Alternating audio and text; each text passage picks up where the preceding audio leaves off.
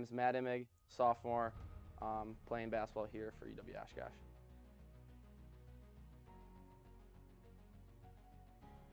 To me, being a great teammate is doing the little things. I think another thing that we like to express a lot is there's a lot of teams that have good teammates, but we want to have great teammates.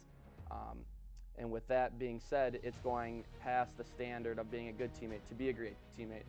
Doing the little things to show your teammates that you really care about each other, so that when it comes game time and you're playing games, you're ready for war with those guys. That's important because it can give you a competitive edge against the other guys, and it also just brings your group with whoever you're playing with a lot closer, and it can only bring you closer as the team goes on if you're being a great teammate and doing the little things. Culture is so important because it sets a really high expectation for the group you're with, but it also goes back. I know a lot of times in Oshkosh we talk about leaving a legacy too, and that's one of the reasons why I wanted to come here, because the culture was so great, and you could see how all the guys knew what the culture was and wanted to set that bar high for guys that were coming in, and that's what we're trying to do too. Whenever we bring in recruits, we're trying to show them how great our culture is, and there's just no cultures that can compare to what we're doing here, so that trend continues and we can keep up with the success that we've been having recently.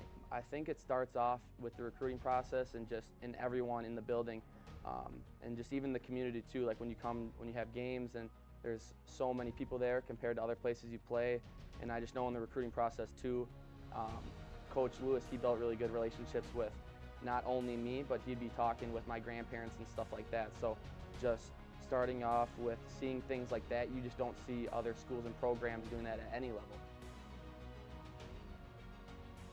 We just actually had our standard meeting last night, and I think that the unique thing about the standards that we have, for the people that don't know, it's kind of a thing that we have on our board or our door when we walk into the locker room.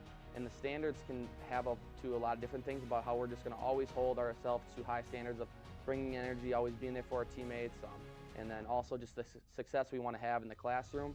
And I think something that's so unique about the standards is that it's different for every group, right? Not every group wants to have the same things as the year prior, right? We just had our standards meeting and we changed some things because this is a different group, and we want to continue just building and having each other's back. So there's going to be things that change here and there, but just always knowing that that's the self and that's the standard that we're going to hold each other to when season comes around.